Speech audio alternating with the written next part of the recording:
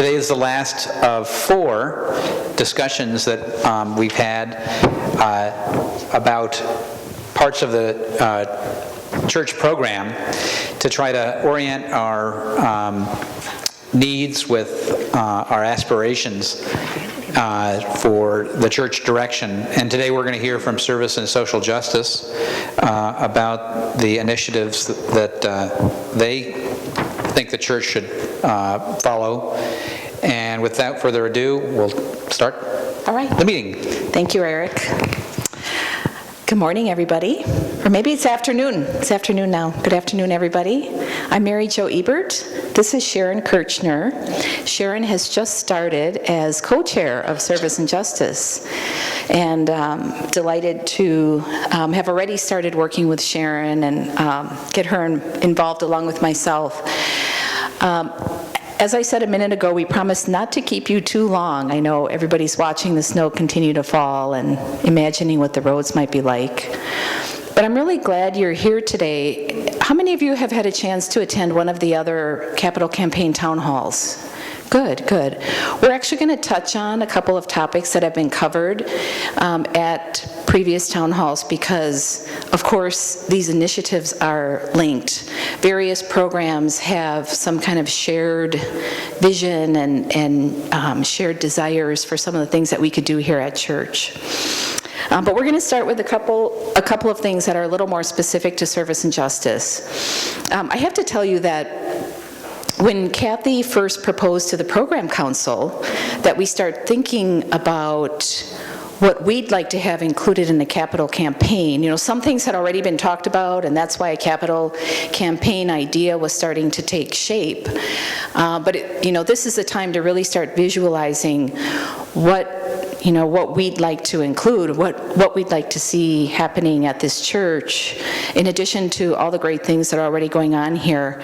And we were a little hesitant at first, I have to tell you. We don't want to put a huge dollar figure in front of the congregation to come up with. I think that was our hesitation.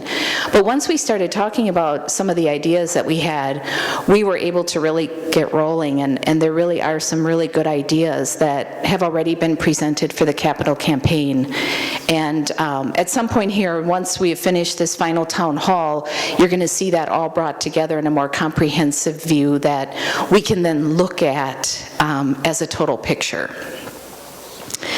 Starting for Service and Justice, this is an area of our church work and our church life that in reality is done mostly out in the community. We don't do a lot of our social justice work here in the church. SOS, of course, being a major exception to that. And to the degree that you look at the rummage sale as having a component of community service, of course, we also do that here. But for the most part, social justice and community service is taking place out in the community.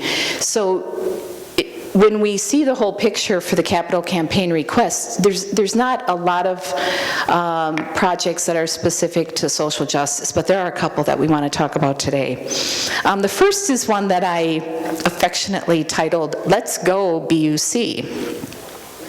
And what this is the request here is to purchase a vehicle, a church vehicle, that we could use in a variety of ways. And you see some of it described here. For example, specific to Service and Justice, it would be great to have a large vehicle that we could use to transport our guests to and from BUC for SOS Week. That's kind of a basic one. But then when you start to think way beyond that, some new ideas start to come. Like, imagine if we could go into Pontiac with a vehicle and pick people up and bring them to our rummage sale, or even to other rummage sales in the area to give them access to affordable clothing and other goods. Transportation is a severely limiting factor for a lot of people in our community. As hopefully you've all heard, we have a group of people in this church that have been active in the advocacy work that's going on for public transportation in this region, but it's going to take a while to see much of an improvement in the availability of public transportation. So in the meantime, talk about referencing the emptiness that Kathy talked about in the sermon today. There's a lot of nothing out in our communities for people who do not have transportation. And to the degree that we could begin to help address that gap, we could really make an impact on people's lives. We talk about Pontiac, that's an easy one. There are a lot of people there who don't have transportation, but there are a lot of other communities surrounding us. You'd be surprised, I think, by, you don't have to go very far down Woodward Avenue into communities to discover that there are people that for one reason or another just don't have transportation. So, then you start to think about things like for elections or getting to a grocery store so that a person who today only has the option of walking down to a small corner store where things are outrageously priced, if they had an option to get to one of our larger grocery stores, that could possibly really benefit them. So, like I said, we're not going to go through every possibility here, but once you start imagining having this capability, I think there are just so many different things we could do. It happened that just a month or two ago, I think it was a road trip that I made to Wisconsin for something. I was driving back, and I happened to see a bus that was parked at a church, and I could see through the windows of the bus racks of clothing. So, it looked like they had a mobile rummage sale, or a mobile clothing closet. And I thought, wow, look at that. I never thought of that. So there's a lot of emptiness that exists that we could begin to fill with a lot of creativity, around transportation. When I first brought this up in a program council meeting, the RE group immediately joined the conversation because they've been talking about this for a long time as well. And if you had a chance to either attend or watch the video from the RE town hall, there's a lot talked about there, being able to transport our youth as a group. And that extends to adults as well. There are different conferences we go to, stuff downtown that we're involved in through Moses, and other events that go on where it would be really nice to load everybody up in a large van or a small bus and travel as a community. For the youth, the concern is more some of the distances that they need to go for conferences, and they're sometimes limited because they don't have enough drivers. So they're really interested in this initiative as well. So that's the first one. Let's go, BUC. Now the second one does not appear to be something that you would ever see in a capital campaign. I've worked in business for a very long time, and staffing has never been a candidate for a capital funding request.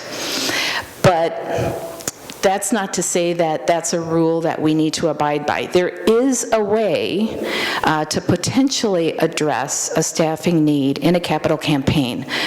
We've talked about this with Kathy, and she's very interested in this as well. So the way you could do it is, well, let me tell you first of all what the request is. The request is to have a part-time staff position to lead the Service and Justice program. This is a fairly extensive program, and I think we get a lot done thanks to really good people that serve as project managers for the various activities that go on here. The support that we get from Eleanor and Kimmery to do the community service projects with our youth. You heard about 2 of those this morning that we're really excited about launching. But I think that we could really take this program to the next level if we had some dedicated staff support for it, somebody that's a real pro at this kind of stuff. We've done a little bit of research into what some other churches are doing in this regard, And we see a variety of different things. There are some churches that have a minister dedicated to social justice. There are others that have some lay staff support. There are different ways to do it. Now, you probably have all seen the email that we received in the last 2 weeks. In fact, I think I see this on some of your faces, like, oh, staff. We just had to cut staff. So I recognize, Sharon and I both recognize that this is a long shot for this congregation, because honestly, our preference would be that if we have funding for staff, it should first go to benefits for our existing staff members and pay increases. That should be the first priority. But we didn't want to take it out of this capital campaign request, because who knows? If the congregation feels strongly enough about it and says, let's fund that, let's do this. We've been talking about what a priority social justice is for our congregation, and if we could fund, let's say, the first year or two of compensation for a part-time social justice position, if enough people say, let's go for it, well, then it's possible that we could get that done. So we decided to keep this on the table in spite of the recent news that we've had to scale back on staff. And then the final thing that we wanted to talk a little bit about is one that's been talked about before, and that's generally some ideas about this church space. And if you're in a program council meeting when we talk about this, you'll know that we can visualize all kinds of things, but it's really fluid at this point. Mostly the discussion focuses on creating better spaces for the youth and what they're doing and what we want them to be able to do here. But that's just the beginning of some of the other ideas that get talked about. And from a social justice standpoint, although we don't have a specific need for anything different in the space, we're really lucky to have a fairly large church space here that's fairly flexible for what we need to do. But we are really interested in what some new possibilities might come into play once we really start to get more specific about how to enhance the space that we have here to start to do some other things. And this is where I invite all of you to allow yourselves to dream a little bit. If the space were, if there was some other some change in the layout here, or whatever we might imagine, what else might we consider doing from a community service or social justice standpoint? That's the challenge that we put forward to you to join us in that thinking as we begin to delve more deeply into what we'd really like to do from a capital funding standpoint with regard to the space. So those are the three major themes here, and what Sharon and I would both like to do is open it up to any questions that you have or any discussion that you might like to have on this topic.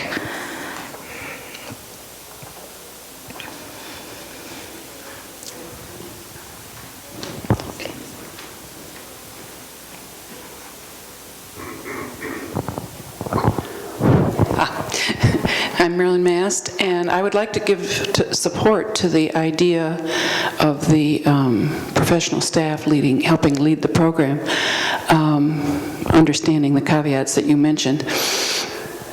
When the group that worked on the strategic plan looked at our church program, we recognized that the most successful programs, the sections like religious education and music, have professional leaders as part of those programs.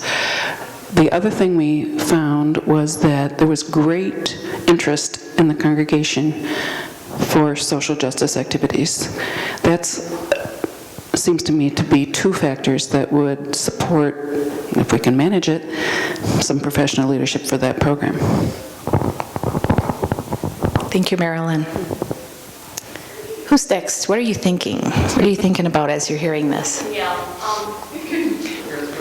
It'll go on the recording better. Oh, no. We're being recorded? Yeah. Dovetailing onto what, this is Lynn Bell. Dovetailing onto you, Marilyn.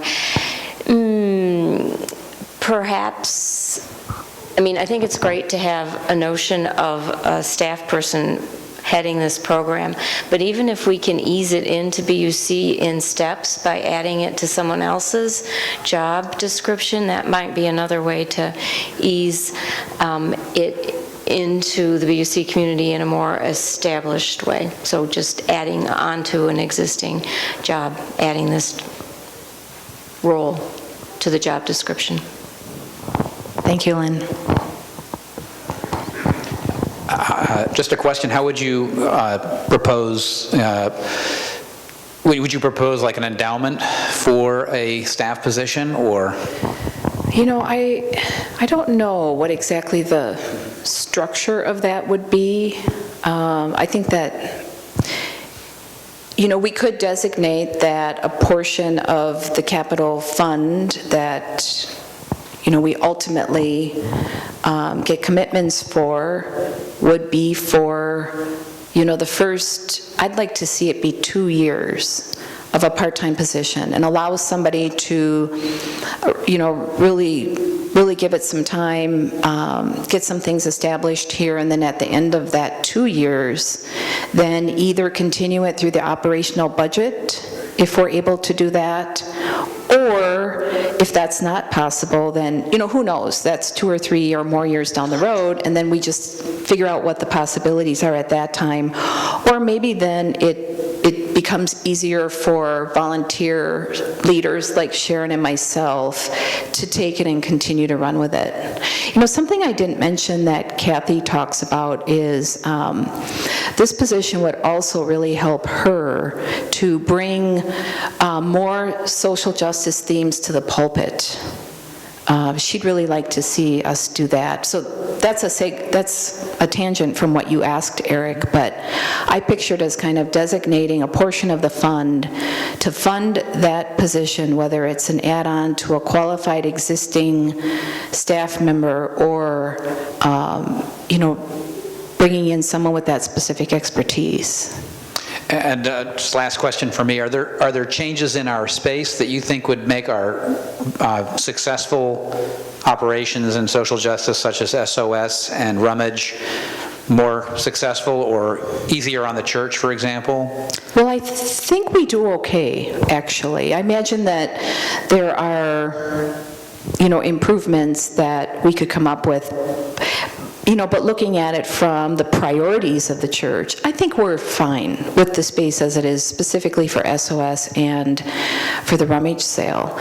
But we've been talking quite a bit about possibly launching into some kind of a public gardening program.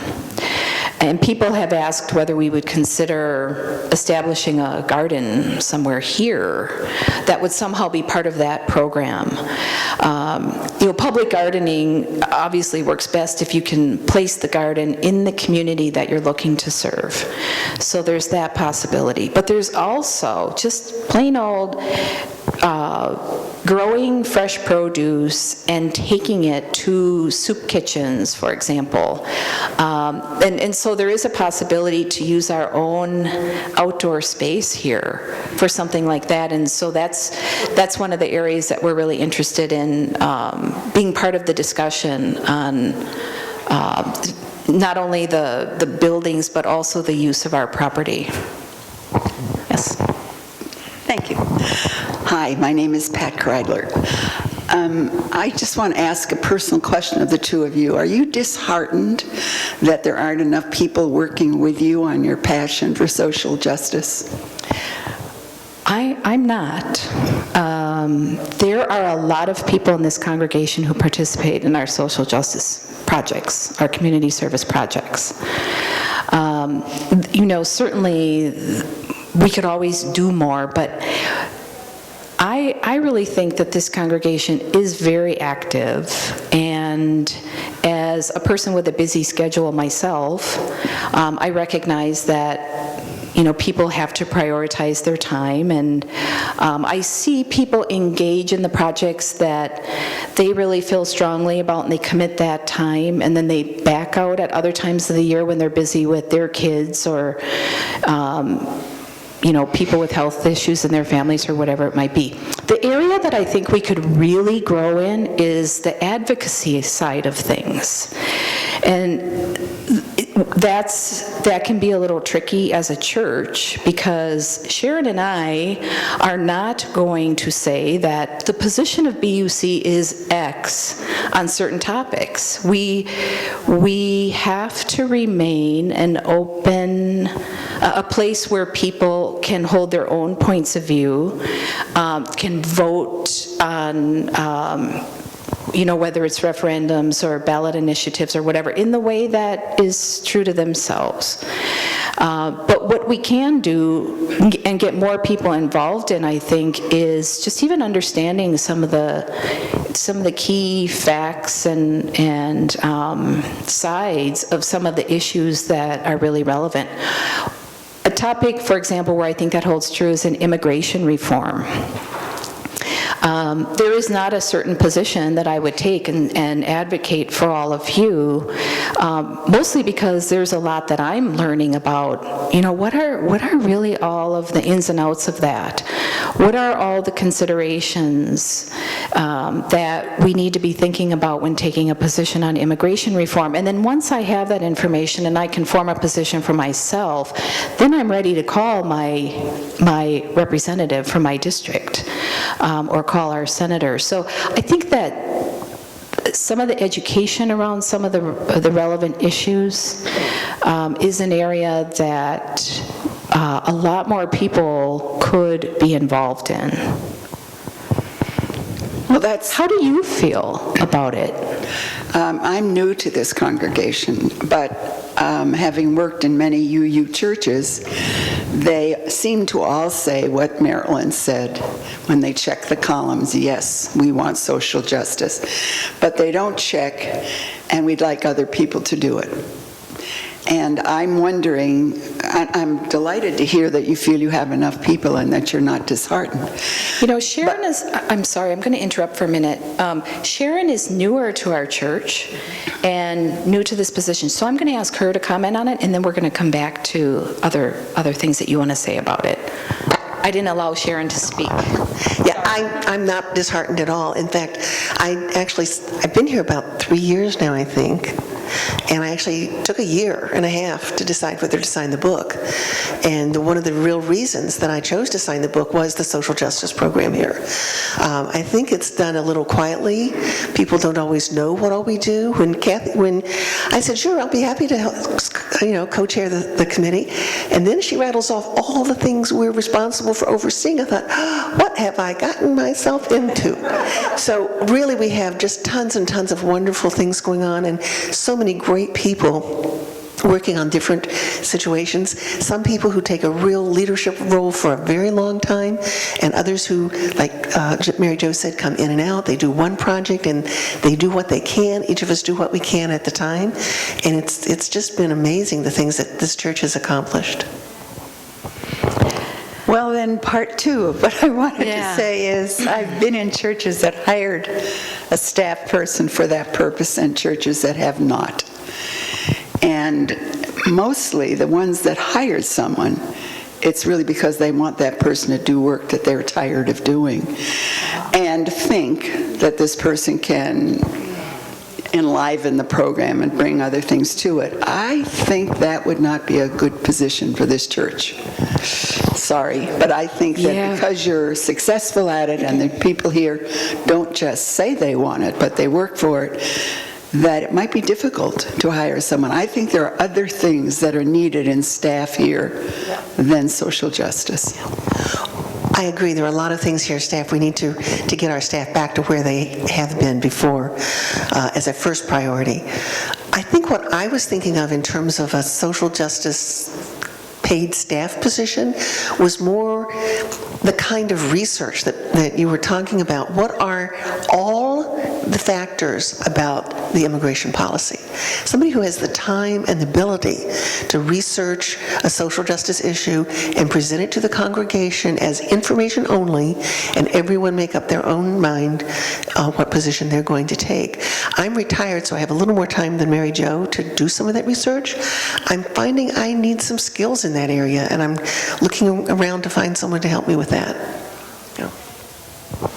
Yeah, I would agree. That's really where it came from for me as well. Just the sheer amount of time it takes to understand everything from LGBT rights and where are we at on that, immigration reform, reproductive justice, the minimum wage. It goes on and on and on. And what I've been finding in some of the partnerships that we have, say through MooseGen or through Moses. MooseGen is the Michigan-wide UU Social Justice Network, and Moses is a coalition of churches that's centered primarily in Detroit, but there are some churches like ours that are involved in it, and I encounter people who do this for a living, and I think, oh, wow, they're way ahead of where I'm at in terms of their understanding of these topics, and I'd really like to pull some of that expertise in. Now, maybe there are other ways of doing that. Maybe it doesn't have to be a dedicated staff position. We're going to have to think about other ways to do some of these things because of the situation that we're in with regard to staff. But I really appreciate you sharing that perspective, and I'd really like to maybe have you and Sharon and I have a conversation about it to hear what you observed in a little more detail in some of the other churches. That would be really great.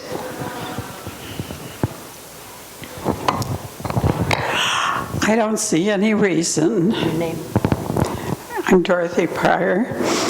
I don't see any reason that this church can't sponsor forums on certain issues. And that would be a way of helping people understand things that we'd like to know more about ourselves. Perhaps the committee could think about that as a project for themselves that would benefit the whole church. I'd like to second that. Yeah, you're tracking right along with our thinking. One of the projects that we've outlined for the next year is what we've been loosely referring to as a speaker series. And an element of it that we'd like to incorporate is to have like multiple sides of an issue be presented by experts, let's say, and that everybody there then discuss it and debate it, because people in this church love to talk about how they feel about it and what they think about it. So I think that would make it a more productive experience for everybody. But yeah. Those expertise items that you mentioned, each of them has a speakers bureau. Each of Right. them has somebody gifted at speaking and not taking a point of view and saying the pros and the cons. That would be fascinating. It would be, yeah. It's a cup of tea for us. Right up our alley, I think is what you're trying to say. Okay, Barbara. Yeah, Barbara Wolf. I'd like to encourage us all to take the long view, too. We have in our past had an associate minister. We are going to need one. We're kind of at the awkward age. We're not quite at the large church behavior yet, and the corporate church, which is a category that we've fit in for a long time, tends to operate with a lot of committees, a lot of strong lay-led things. The larger we get, and we're aiming for that, because if we can get over that hump, we have a lot more resources to work with. But we don't need to grow just for that as an end in itself. It's in order to further the vision of what we are about as a congregation. But I think if we keep that long view of, we are going to need another minister. And the place of staff in a larger church is stronger than in a corporate church, for instance. So I think we need to sort of tuck that in the back of our heads for future planning. It's not today, it's not maybe this year or next, but it's in our future. Yeah. Good. Yeah, I agree. Amen to that. Are there any other comments or questions? Here. Dick Halstead. I remember the Bob Marshall days, and some of the people in this room were back here then, and we had a lot of enthusiasm for social justice, Cesar Chavez and all of that. But right now, I think we have a broad interest in social justice, but we need this one person who doesn't have to be a paid person, I don't believe. If we had an assistant minister, I like that talk, about somebody needs to sort of create a focus on social justice. We have a lot of ideas, a lot of good talkers, but to really get the action going, we need someone with a little charisma to really, no offense, to really start to emphasize it, whether on our newsletters or in our Sunday service or something. We need that central focus, and maybe that's going to take an assistant minister, I don't know. They have a lot of charisma, and you just want us to get someone with a little charisma, so you didn't do it there, Thank you, Pat. You know, and an element of that we're going to all have to be really careful about is it also has to be done in a way that doesn't feel like, oh, well, there's that person off there planning social justice for our church, right?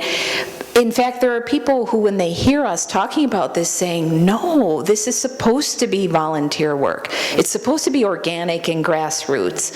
So we have to be watchful of that as well. It's, whoever would perform that role feels like they're every bit a part of this congregation as well. Anything else? All right. Well, thank you, everybody. This is really great discussion, and I'm glad that you took the time to participate today. More to come. Thank you. Thank you. Thank you, Mary.